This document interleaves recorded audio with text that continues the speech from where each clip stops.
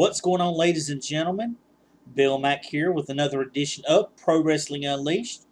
Thanks for joining me for another video. This is SmackDown Live recap for July 25th, 2017. I just literally got through watching SmackDown Live, which I thought was a really good episode. There was a lot going on. We even have a new champion to talk about here. So let's get right into it. The opening segment, it has Kevin Owens talking about his win at Battleground and gaining back the U.S. Championship. AJ Styles comes out. He challenges AJ Styles. AJ challenges KO for a rematch. Then the music of Y2J returning. Yes, I did say Y2J. He is back. Maybe for the night only, but still, it's good to see him back. He comes in the ring. He ends up putting AJ Styles on the list, which I thought was funny. And Kevin Owens says, "Look, I'm not going to challenge from anybody. I'm not going to put my title on the line tonight. Next week, I'll have the open challenge then." And then Daniel Bryan comes out and tells him that, "Kevin, you might want to stick around a little bit because you're going to be putting that title in a triple threat match." So tonight's main event is going to be KO taking his U.S. title, challenging AJ Styles and Y2J in a triple threat match for the U.S. title. So what a way to start off SmackDown. We have Baron Corbin taking on Shinsuke, tape 5 or 6 of these two guys. Both guys really have a lot of bad blood between them. They began brawling even before the match started. Shinsuke exchanged kicks and strikes with Baron throughout the matchup. At one point, Baron hits Shinsuke with a deep 6. It only gets a 2 count.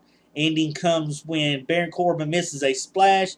Shinsuke hits the kick, and he does his finisher. I can't remember the name of it. It's a Japanese name, but I know what it is. I'll have to get it back to you on that one. But he ends up getting hitting the finisher and getting the win. Shinsuke wins his matchup against Baron Corbin. So good job there, Shinsuke.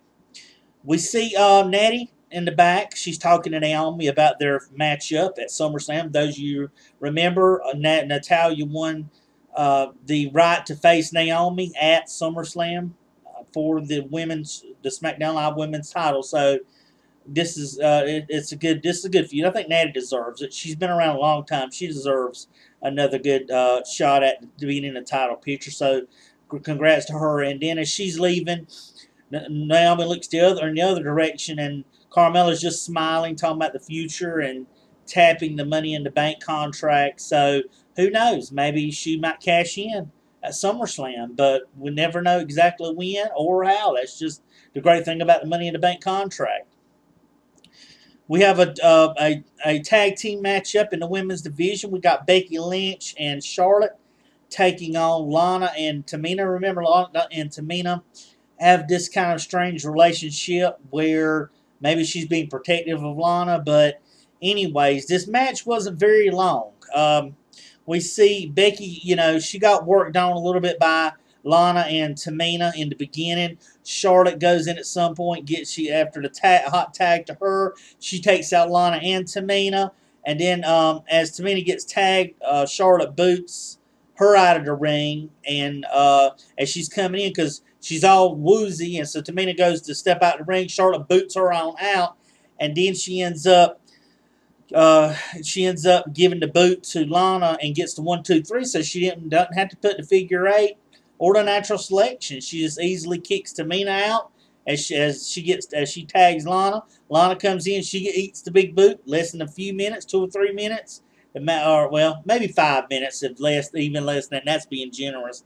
But we see that, and Tamina just has this angry look to see that Lana tags in and Lana loses so easily, and that's been the last few matches. Is what been the end result has been Lana losing quickly and very easily. So I'm kind of anxious to see where they're going with that. Maybe they might make Lana into a babyface. I don't know. I mean, it seems like to me they are. I mean, don't quote me on that, but I kind of seem like they may be going in that direction with it. So then Tamina just stares at her. Lana's upset, and so Tamina tells her to come on, and Lana gets out of the ring and follows Tamina up. So more to come on that particular relationship, what they have going on, what's going on between those two, and what they're doing. So more to that. The modern day Maharaja WWE Champion Jinder Mahal comes out to gloat about his win against Randy Orton, even though it took it took the Singh brothers and the Great Khali coming out to help him win. But he wants a new opponent for SummerSlam, so he asks and he starts to talk to his people. That prompts out the one and only Mimi, the master of Mimi's, John Cena, come out. John Cena says, "Look, I'm not going to come out here and put you down. I want to congratulate you and see how much the title means to you and the lengths you're willing to go to keep it. But we haven't been properly introduced. I'm John Cena, and I'm going to go into SummerSlam, and I'm going to take that title, and I'm going to become the 17-time champion." So then he walks out, and I'm thinking, why? You know, he's just mighty cocky for that, to make that match. And then, lo and behold, Daniel Bryan comes out, and he said, "John," he said, "that ain't how we do things here. This is the land of opportunity. People don't just say they're going to make matches. They have to earn them. So even you, John Cena, have to earn your match. So by next week, we're going to go have you face someone who also did pretty well this earlier, Shinsuke Nakamura. So your match next week will be against Shinsuke Nakamura, and the winner faces Jinder Mahal at SummerSlam. So, which I already know, you know, we know the plans are Cena's supposed to face Jinder, but why feed him Shinsuke already? I mean, is Vince that low opinion on Shinsuke already because of his speech, you know, his promos and stuff? I mean, Shinsuke can do a whole lot. I've seen him in New Japan. He can fight when they allow him to fight, but they just don't do that. They don't turn him loose and let him really do what he can do, which is typical WWE anyway. So we see it. The fans start cheering Shinsuke versus John Cena next week. So look forward to that matchup. Up next, we have a match that really is a toilet bowl match of the week. This is AJ English and Mike Kanellis taking on Sami Zayn and Ty Dillinger, the Perfect 10. You know, Sami and Ty worked good together in the beginning of the matchup. They worked well. They were basically, they were early on between both Mike and Aiden. They were working them over. And what happened, it changed, momentum changed whenever Sami went to go outside. Maria, of course, got involved. Mike ended up taking him out, and then it just kind of went downhill. They worked on Sami some inside the ring, back and forth. Aiden and Mike Kanellis did. Then we see Ty Dillinger get tagged in. He takes out both guys. Then he starts beating on Aiden English. And then Ty tags in Sami.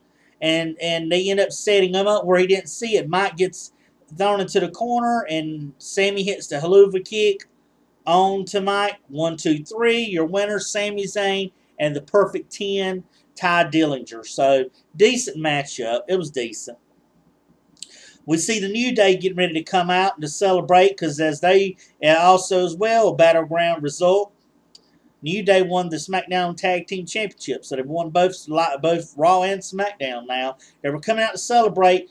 Come back from commercial. As Big E gets on the mic, as he always does, you hear him say, "Oh, Richmond," and then it just started to hear a lot of going on in the back. Camera goes near the top of the ramp. We see the Usos throwing the New Day out. They get beat down. Xavier and Kofi do.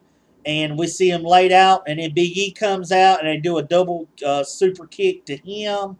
They put him down. So we see the Usos still aren't happy over losing their titles at Battleground. So they take out the New Day and leave all 3 members of New Day laying at the top of the stage, not completely out. So their feud's not over with. This ain't the last you're going to see the Usos, which I'm glad to see them continue to feud on for a little while longer.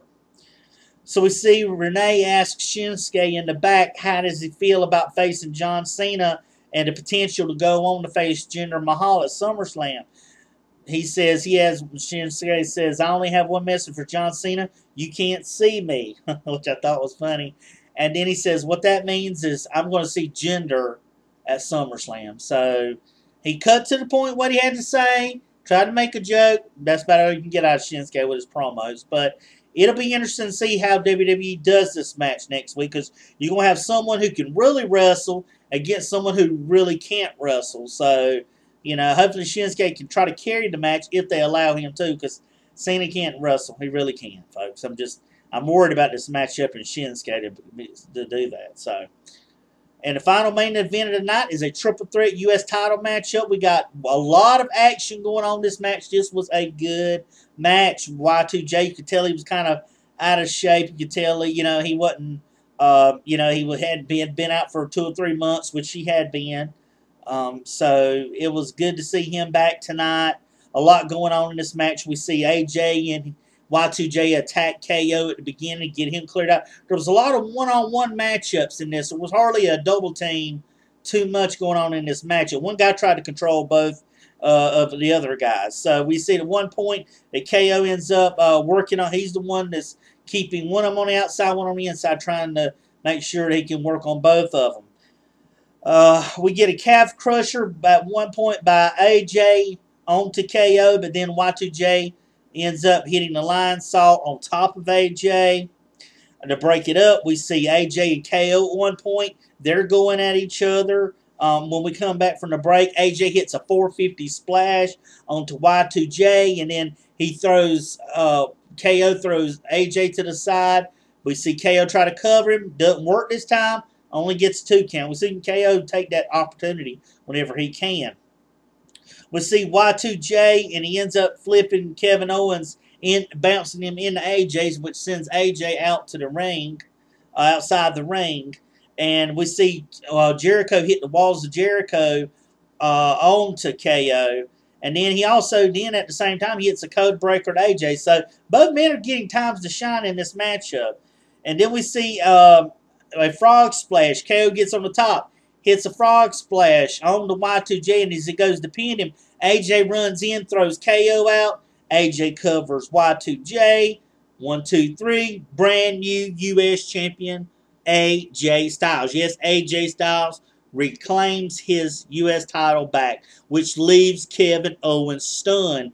He's stunned, folks. He gets so upset, he rips the monitors out of the announce table. He throws a chair around. He is livid about this.